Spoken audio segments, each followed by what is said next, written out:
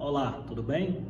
Vamos dar início à nossa quarta aula do nosso curso de Introdução à Teoria Política Clássica do Programa de Formação do Sindiúte, da nossa Escola de Luta.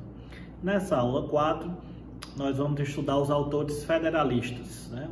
O conjunto de 85 escritos, que nós vamos chamar aqui de O Federalista, que traz para a nossa aula de hoje a reflexão sobre a inovação institucional republicana para conter a democracia.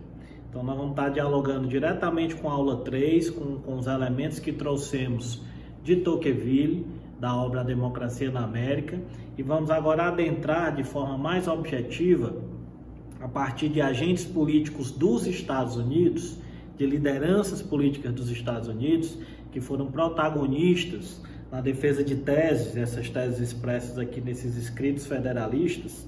Essas lideranças foram protagonistas na Constituição dos Estados Unidos, primeira e única Constituição dos Estados Unidos, de 1787. Então, lembrando que a independência das 13 colônias inglesas aqui na América, banhados pelo Oceano Atlântico, né, os primeiros 13 estados estadunidenses que vão compor os Estados Unidos da América, se tornaram independentes em 1776.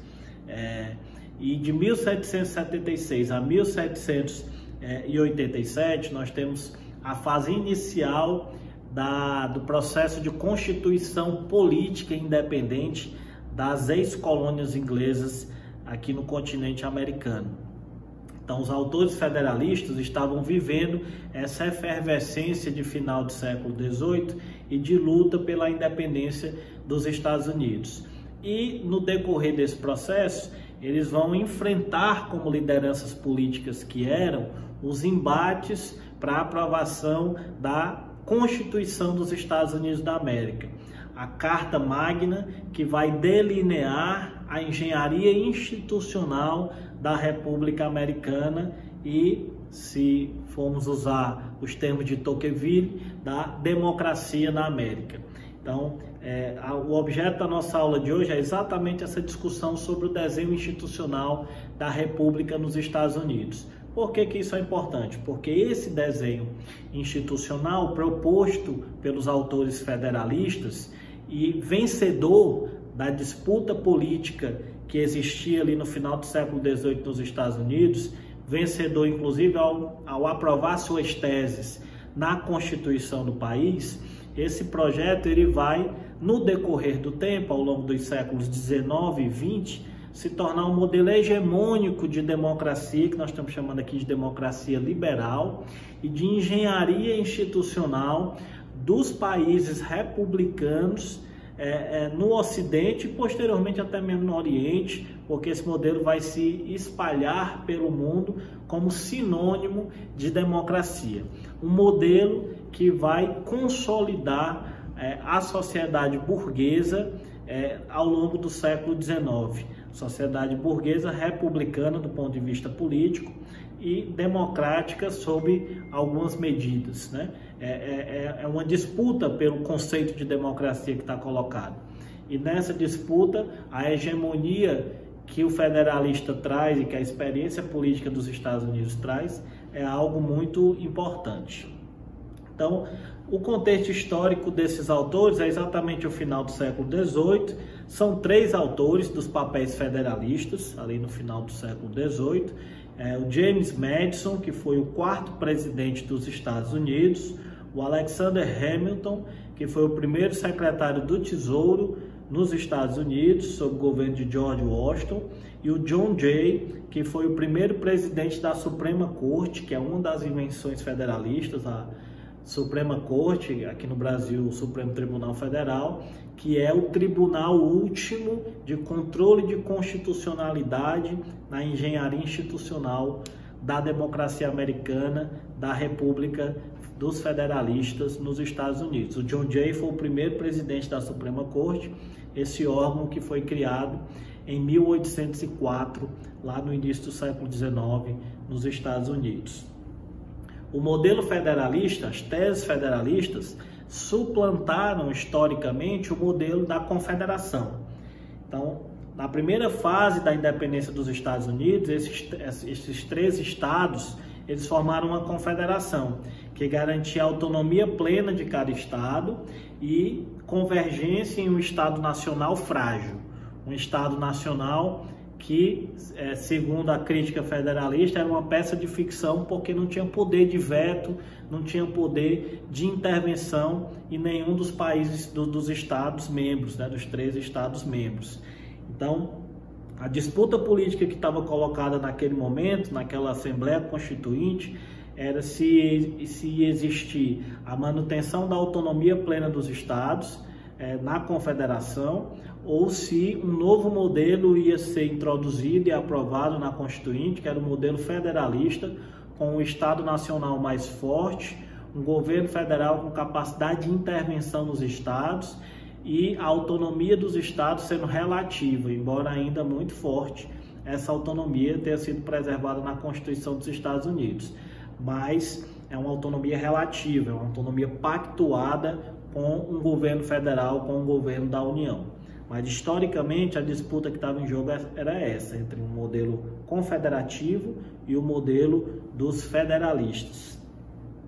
Os federalistas, eles partem de uma questão fundamental nessa disputa com a confederação, que é como garantir a força do Estado Nacional, como garantir o governo da União, como garantir a unidade nacional e a defesa da propriedade. Então, para os federalistas, a confederação era uma ficção nesse desafio de garantir a unidade nacional e um governo efetivo e forte no sentido da manutenção da unidade nacional. Uma outra questão importante nessa história dos federalistas é essa disputa entre o governo republicano e representativo, que era o modelo defendido pelos federalistas, e o governo popular oriundo do poder local e da cultura política ativa que existia nos Estados Unidos daquela época. Então, os federalistas, eles vão defender muito fortemente que, se é verdade que o poder local existe, que a democracia precisa ser preservada através da vitalidade da vida civil local, é verdade também que é preciso garantir a estabilidade institucional de um governo nacional forte.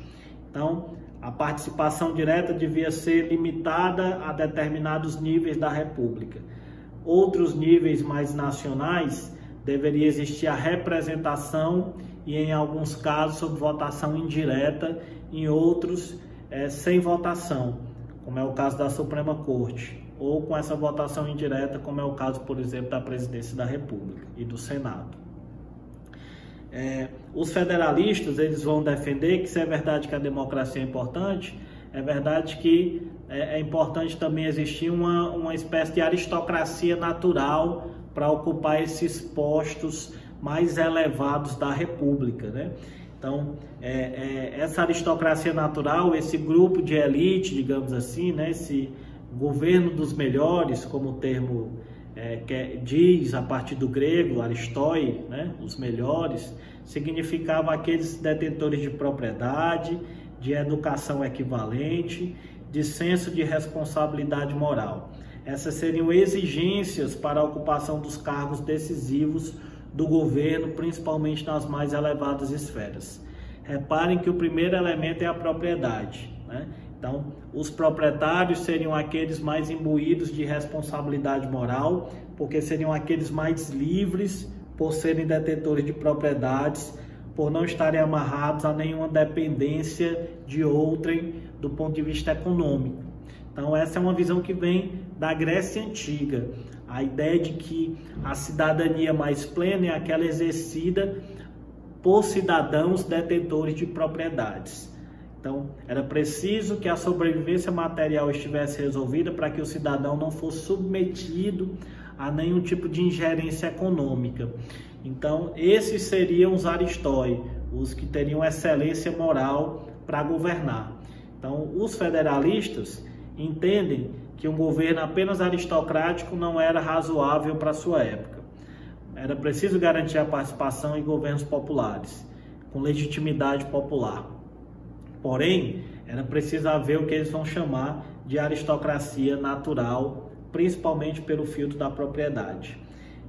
E também, para concluir esse primeiro bloco da nossa aula, um modelo de Estado forte e militar que contivesse rebeliões locais. Os federalistas apresentam suas teses e são também contestados no debate político da sua época. Um exemplo de contestação eram os antifederalistas, que defendiam o poder local mais forte e maior participação popular nas decisões governamentais. Então, nessa disputa, os federalistas vão defender que um Estado republicano estável precisava de força, precisava de capacidade de intervenção, inclusive militar em alguns casos, para garantir a estabilidade institucional. Então, esse, em linhas gerais, é o contexto histórico dos federalistas. No próximo bloco, nós vamos continuar discutindo essa engenharia institucional que se tornou hegemônica do ponto de vista de uma democracia liberal no mundo.